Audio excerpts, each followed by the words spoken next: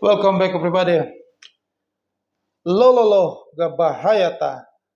Istilah ini saya pinjam dari ucapan Bapak Muhaimin Iskandar Caimin sewaktu acara deklarasi pasangan Anies Baswedan dan Caimin untuk maju di Pilpres 2024 di Hotel Yamato. Dulu Hotel Majapahit. Hotel Yamato adalah hotel perjuangan di mana tahun 1995 10 November rakyat Surabaya, area-area Surabaya untuk merobek bendera Belanda menjadi merah putih. Nah, Caimin mengatakan, lo, nggak bahaya tak? Sewaktu beberapa tahun sebelumnya disarankan oleh salah satu kiai untuk maju berpasangan dengan Anies Baswedan di Pilpres 2024. Nah, sekarang kata lo bahaya tak itu sebalik dalam kondisi saat ini. Kondisi sekarang ini enggak bahaya tak jika Anda memilih pasangan yang keliru, ya. Saya katakan keliru dan tidak tepat. Pasangan yang sejak awalnya sudah merencanakan, ya, sudah memplanning, ya, sesuatu yang melanggar konstitusi, sesuatu yang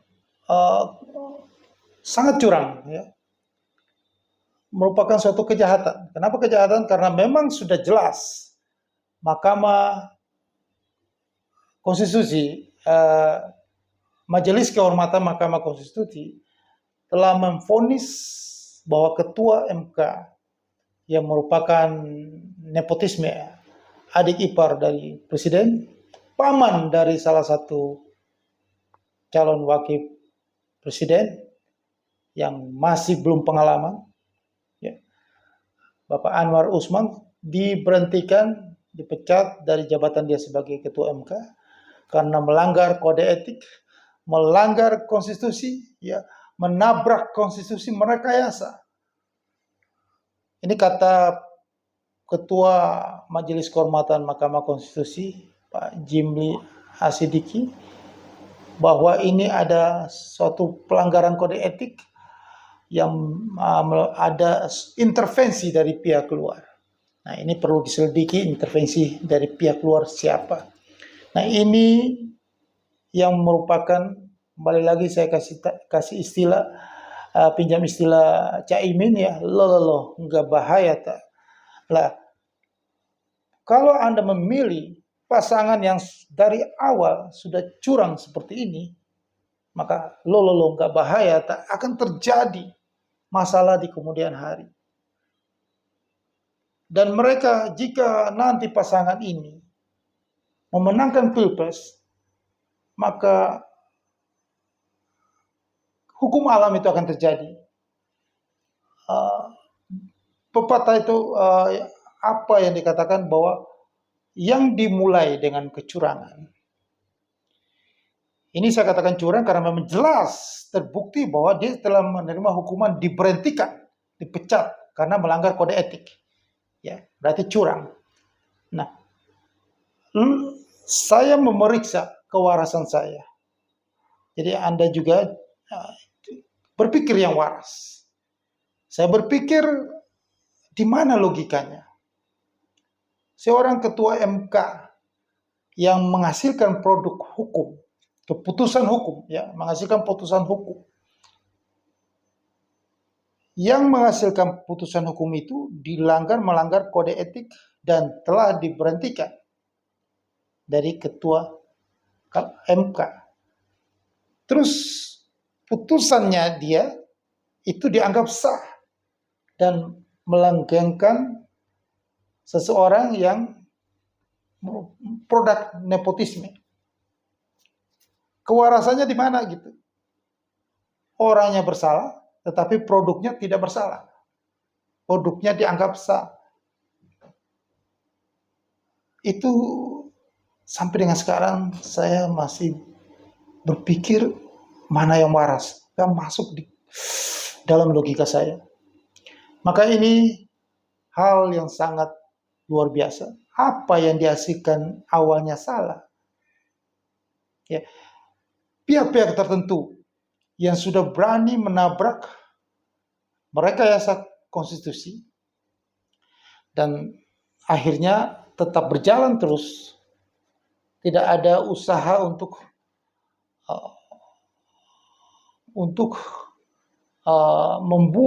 menjegal supaya ini tidak terjadi, melanggang terus. Maka sesuatu yang ini prediksi saya, ini apa buah pikiran saya, analisis saya. Terserah Anda. Anda tetap percaya, silakan Anda lakukan saja. Cuma saya memberikan edukasi kepada Anda semuanya. Sesuatu yang dimulai dengan curang atau salah, melanggar kode etik, maka ujung-ujungnya juga pasti akan bermasalah. Akan berulang terus. Karena ini firman yang keluar dari mulut, firman Tuhan yang disampaikan oleh Nabi Sulaiman atau Raja Sulaiman, atau disebut King Solomon. Raja Salomo atau Nabi Sulaiman mengatakan bahwa apa yang dulu pernah ada, apa yang sekarang ada, itu dulu pernah ada. Dalam dunia ini tidak ada yang baru. Yang sekarang ada, itu adalah pengulangan dari apa yang dulu ada. Jadi hanya berulang terus sejarah. Ini perkataan dari Nabi Sulaiman atau Raja Salomo. Raja Sulaiman. Raja Sulaiman itu meminta hikmat dari Tuhan. Jadi ini perkataan apa yang dikatakan oleh Tuhan. Maka itu akan terjadi benar. Apa yang dia lakukan sekarang itu sudah pernah dilakukan sebelumnya. Apa yang ada sekarang akan terulang lagi. Apa yang ada dulu akan terulang lagi di saat sekarang. Ini adalah pengulangan dari dulu. Jadi sejarah itu akan berulang terus. Pada tahun 1998, tragedi 98 berujung terus, mulai dari mahasiswa Trisakti demo, itu semua ujung-ujungnya adalah karena korupsi, kolusi, nepotisme. Saya ulang berkali-kali. Kenapa saya harus melakukan edukasi ini? Karena ini sangat penting. Ya, karena politik kestabilan negara ini penting sekali terhadap ekonomi negara. Terhadap ekonomi. Ya kalau Anda tidak peduli dengan negara, kalau saya tidak peduli, ya bodoh amat bahas ini, edukasi ini. Malas tahu, mau hancur-hancur urusanmu. Tapi saya di sini saya mengingatkan bahwa sejarah itu berulang kembali. Indonesia selalu mengalami sejarah setiap di atas 20 tahun. Tahun 1908 ada pergerakan pemuda Budi Utomo. Terus ada lahirnya Sumpah Pemuda itu tahun 1928. 20 tahun kemudian. Terus 20 tahun kemudian 1945 kemerdekaan Indonesia merdeka. Terus tahun 1965, 20 tahun kemudian terjadi pemberontakan G30 SPKI. 20 tahun kemudian terjadi tragedi 98. 20 di atas 20 tahun ya, sekitar 30 tahun terjadi tragedi 98. Jatuhnya rezim Soeharto karena kolusi, korupsi, nepotisme. 20 tahun kemudian sekarang, 25 tahun kemudian, mulailah muncul kembali sejarah itu. Apa yang sekarang ada itu sudah ada dulu, diulang lagi. Ini kata yang di atas, yang maha kuasa. Jadi apa yang dikatakan yang maha kuasa itu benar.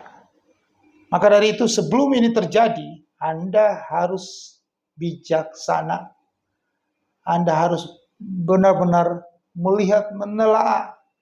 Kalau sesuatu yang sudah mulainya dengan tidak jujur, ada indikasi ya, nepotisme, tapi ini bukan indikasi, tapi ini nyata di depan. Semuanya perangkat keluarga dimasukkan di dalam peristiwa ini, ya. Sehingga menggolkan seseorang yang minim pengalaman. Akhirnya terbentuk politik dinasti. Ini bukan hanya berita yang hangat di dalam negeri, tetapi di luar negeri.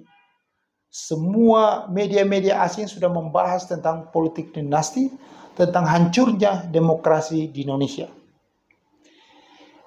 Maka kejadian ini kalau tidak dari sekarang Anda bangsa ini, warga Indonesia ini tidak bijaksana memilih, Anda tidak memilih yang tepat, pemimpin yang tepat, maka Andalah yang membawa negara ini mengulangi sejarah tahun 1998. Karena ya ini menurut apa yang saya pelajari, apa yang saya lihat, menurut hemat saya, bahwa kondisi ini sudah mengarah ke sejarah berulang kembali. Hampir nyaris. Maka kewajiban Anda adalah untuk jangan sampai hal ini terjadi. Sebelum hal ini terjadi, saya harus sampaikan kepada Anda.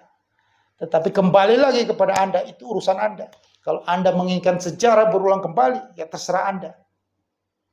Tetapi yang penting saya sudah mengedukasi, mengingatkan bahwa kondisi sekarang ini memang beda dengan kondisi tahun 1998. Itu terjadi krisis moneter Asia.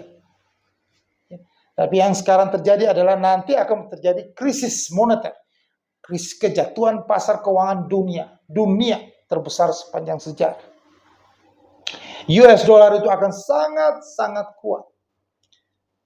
Hari ini 13 November 2023 dan 3 hari lagi akan diumumkan sebagai patokan di akhir tahun ini untuk Federal Reserve Bank Sentral Amerika untuk menaikkan suku bunga terakhir kali sekali lagi di akhir tahun 2023 ini, yaitu laporan CPI, laporan inflasi. Jika inflasi itu masih tinggi di atas 3,7% yang dilaporkan bulan Oktober, jika inflasi bulan September ya, jika inflasi bulan Oktober ini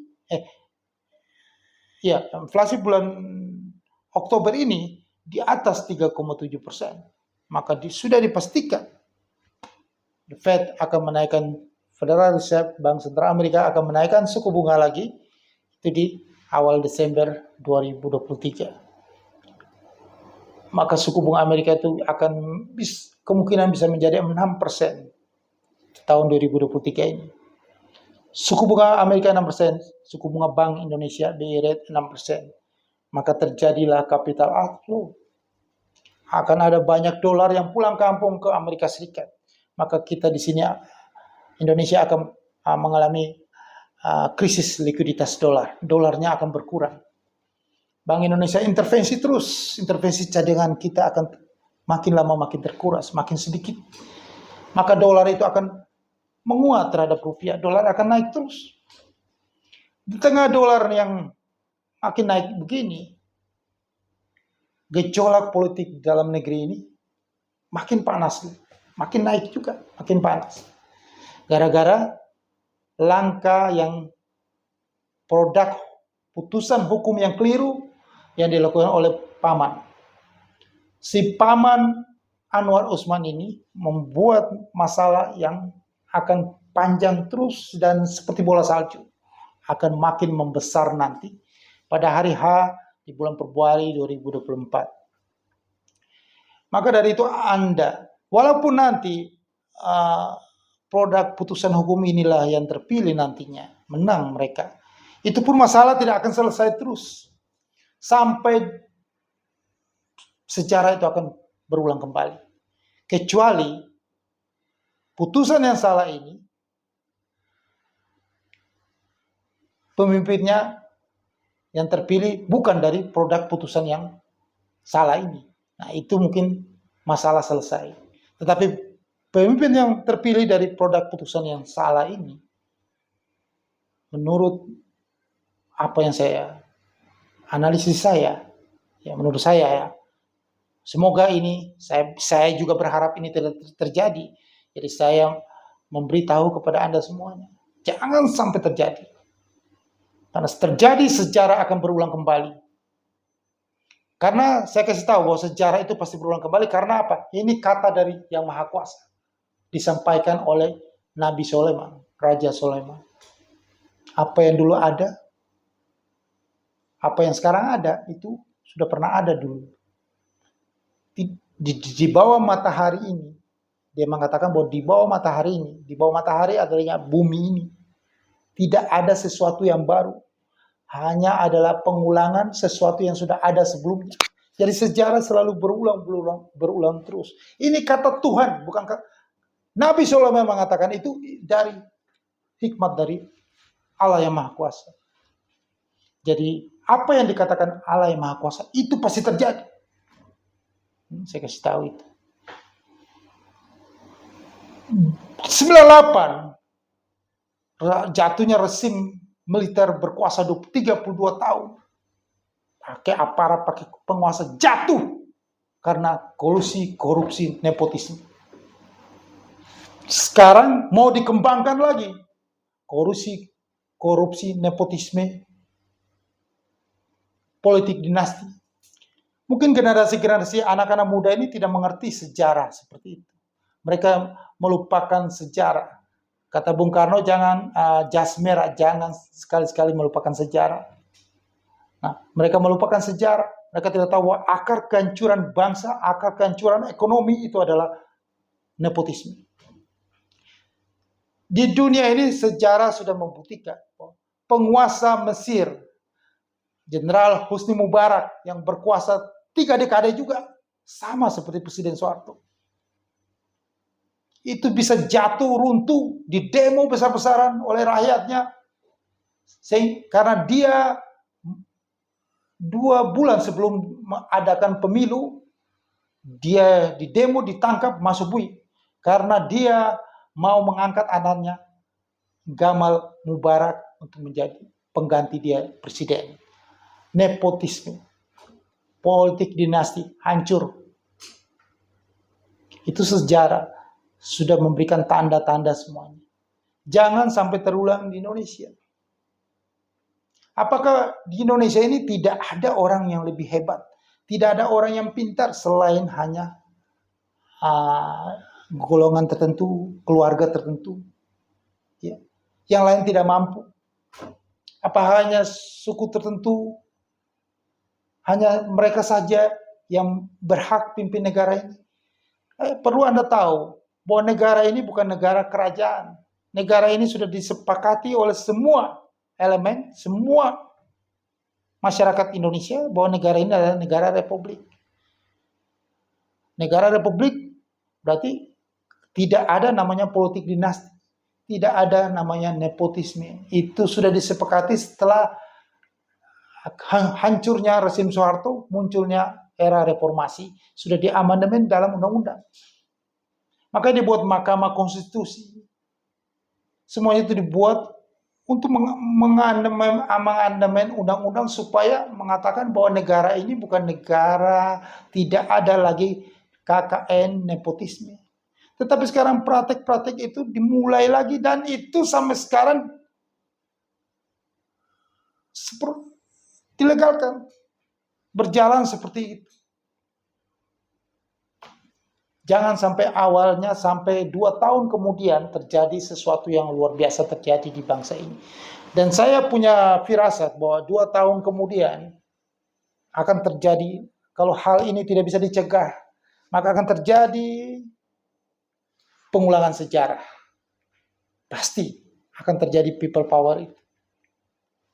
Karena ini fakta bahwa itu terjadi di Mesir. Ya. Sudah terbukti bahwa rakyat tidak akan menerima yang namanya politik dinasti, nepotisme itu. Karena itu adalah melanggengkan kekuasaan. Sekarang kekuasaan hanya dimiliki oleh dia saja.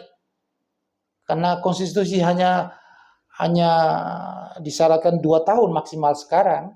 Kalau kita tidak melakukan perubahan konstitusi itu pada saat era reformasi, mungkin bisa seterusnya berkuasa. Sejarah membuktikan juga bahwa pemimpin yang lama berkuasa itu adalah mengandung korup. Jadi hati-hati saja. Makanya apa yang dikatakan oleh Pak Hasto, Sekjen PDP, mungkin ada benarnya. Ini kata Pak Hasto ya, bahwa partai besar, ya, partai yang sudah lama berkuasa, partai tertua, partai yang luar biasa besar zaman dulu, itu bisa tunduk sama anak muda. Dan banyak ketua partai bisa tunduk sama anak muda. Mungkin mereka sudah dipegang kartu turupnya. Itu kata Pak Hasto. Pak Hasto yang mengatakan itu. Kalau itu tidak benar, harusnya Pak Hasto diadukan dong. Harusnya Pak Hasto dikatakan fitnah, tetapi kok diam saja, tidak ada bantahan. Jadi sudah bisa dipastikan, hati-hati ya. Ya semua itu kembali kepada Anda. Andalah yang memilih, dan Andalah yang memilih, Andalah yang, karena Anda yang memilih mereka, ya, bahwa berarti Anda juga siap menerima apa risiko yang akan terjadi nanti, ya. Nah, karena kenapa? Bahwa kondisinya makin gawat, ya, karena China itu sudah deflasi. Pertumbuhan ekonomi China itu sudah di bawah 5% untuk tahun ini. Tahun depan diperkirakan banyak ekonomi di dunia di bawah, makin turun. Jika ekonomi China makin turun, itu dampak besar terhadap ekonomi kita Indonesia. Maka bagaimana kita bisa mendapatkan penerimaan negara? Ekspor kita melemah. Cadangan devisa kita makin hari itu makin keropos, makin tergerus. Apalagi Bank Indonesia memakai itu cadangan devisa untuk mengintervensi di pasar, untuk menahan laju kenaikan dolar. Maka makin hari makin habis cadangan devisa. Kalau dolar makin naik, maka inflasi makin tinggi. Harga-harga bahan makanan makin naik karena kita ini banyak sekali tergantung dari import barang. Planning yang rencana food estate Indonesia ketahanan pangan gagal. Maka kita selalu mengimpor barang.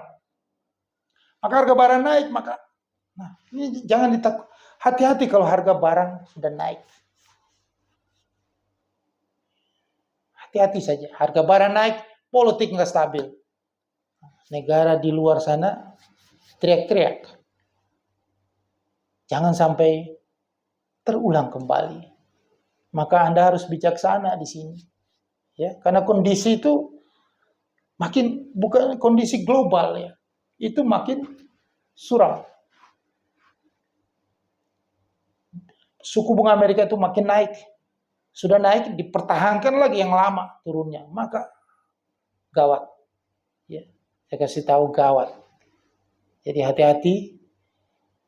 Ingat kata-kata Caimin, lo nggak bahaya tak. Artinya supaya Anda hati-hati di sini. Ya. Sayanglah bangsa ini. Jangan karena emosi. Ya, pakai akal sehat ya dalam memilih pemimpin. Ya. Pakai akal sehat, ya, jangan berdasarkan emosi. Ya.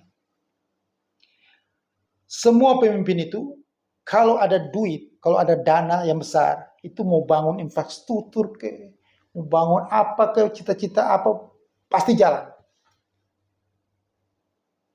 Apapun bisa dilakukan.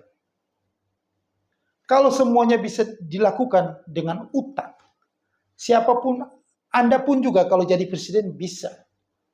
Tidak ada yang mudah. Karena apa? Yang melakukan adalah bukan Anda, tapi kontraktor yang melakukannya. Kalau Anda tidak punya uang, ya, kontraktor tidak mungkin mau mengerjakannya. Walaupun Anda punya uang pun, kontraktor tidak. Jadi semua itu ya, kalau ada dana, mau proyek sebesar apapun, juga bisa dikerjakan. Jadi tidak ada hal yang istimewa yang perlu dibanggakan. Kecuali, apa kata Rocky Gerung, jika seorang pemimpin punya prestasi itu, jika dia membangun infrastruktur, membangun segala-galanya itu, yang besar-besar proyek itu, tanpa hutang. Nah itu prestasi. Kalau mau benar itu logika saya pikir. Kalau semuanya dibangun dari hutang, saya pikir saya pun juga bisa, Anda pun juga bisa. Tidak ada yang mudah kan? Karena untuk membangun sesuatu butuh dana. Kalau dana sudah ada ya dibangun aja selesai. Ya. Jadi tolong berpikir yang waras gitu loh. Ya. Dan Anda harus melihat bahwa seorang pemimpin itu harus punya moralitas yang baik. Jadi kalau hari ini konsisten dalam apa yang dikatakan. Banyak sekali tokoh-tokoh budayawan, tokoh-tokoh masyarakat yang sekarang mengeluh dengan inkonsistensi. Seorang pemimpin itu harus konsisten. Apa yang dikatakan ya, dari dulu sampai hari ini tetap ya. Jangan hari ini katakan A, besok katakan B. Bagaimana contoh teladan tentang nilai-nilai moral itu? Pemimpin aja bisa berkata pelintat-pelintut. Ya, saya nggak mau katakan bohong, tapi apalagi rakyatnya. Bagaimana negara ini jadinya ke depannya kalau seperti itu? Oke? Masih banyak yang perlu dibahas. Saya pikir waktu tidak cukup, nanti Anda bosan untuk mendengarnya.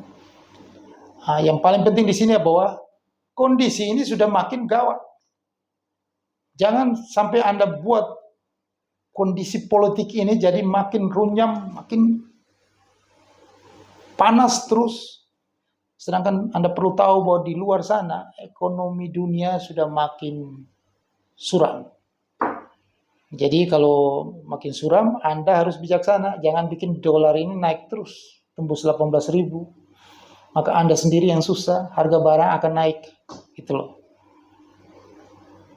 Barang yang sudah, sesuatu yang sudah, ingat ya, ini hukum alam ya. Sesuatu yang sudah dimulai dengan keliru, curang, salah, itu kalau dibiarkan terus, maka ada kecurangan kedua, ada kecurangan ketiga, keempat, kelima, dan seterusnya. Karena kalau orang yang sudah berbuat itu dan berhasil, dia akan melakukan lagi berikutnya terus, itu hukum alam. Buktikan aja kata-kata saya, itu benar hukum alam. Kalau sudah dimulai dengan curang, maka ujungnya, endingnya akan curang terus. Tidak ada yang benar kalau dimulai aja dengan tidak benar. Fondasinya aja sudah tidak benar. Sebelum itu mengarah ke sana, maka itu akan terjadi terus, berulang terus. Oke? Jangan lupa peluang terbesar dari kondisi kekacauan ini, karena saya pikir arahnya sudah ke sana. Sejarahnya, tanda-tandanya itu sudah mau mengarah ke sana. Ya, apalagi survei-survei ya tetap bangsa Indonesia, semua warga Indonesia tetap menghendaki seperti itu, ya sudahlah. Karena Anda yang menghendaki seperti itu, berarti Anda terima risiko nanti. Akan terjadi nanti. Yaitu, kalau sampai hal buruk itu terjadi, peluang terbesar itu jangan sampai itu terjadi. Ya, Anda harus bijaksana, gagalkan sampai hal buruk itu jangan terjadi. Ingat, sesuatu yang dimulai dengan kecurangan, itu pasti akan berlanjut terus. Tinggal Anda pikir saja. Anda mau seperti itu atau Anda mau gagalkan, jangan sampai kecurangan itu Anda biarkan. Itu kembali kepada Anda. Saya hanya mengedukasi. Oke? Tidak ada unsur, tidak ada niat apa-apa di sini, saya hanya mengedukasi Anda. Ya. Karena kita di trading di futures ya, sesuatu yang buruk terjadi pun Anda dapat profit, yang jelek juga Anda dapat, yang baik pun Anda dapat profit. Ya, tetapi untuk kepentingan negara Anda harus bijaksana. Jangan sampai hal buruk itu terjadi.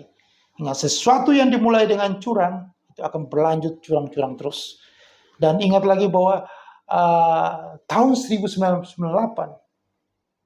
KKN, nepotisme itulah yang menghancurkan ekonomi negara. Jangan sampai Anda buat itu terulang lagi. Ingat, Allah yang Maha Kuasa sudah mengirimkan hikmat kepada Raja Sulaiman atau Nabi Sulaiman, mengatakan bahwa Tidak ada hal baru yang ada di bawah matahari ini, selalu adalah pengulangan sejarah. Yang sekarang ada, itu dulu sudah pernah ada. Diulang-ulang begitu. Keserakahan sekarang, itu dulu juga serakah. Korupsi, dulu juga korupsi. Itu diulang-ulang aja terus. Nepotisme, dulu kasus nepotisme. Diulang-ulang terus seperti itu. Ingat itu. Supaya Anda waspada, Anda pakai kewarasan Anda, akal sehat dalam memilih.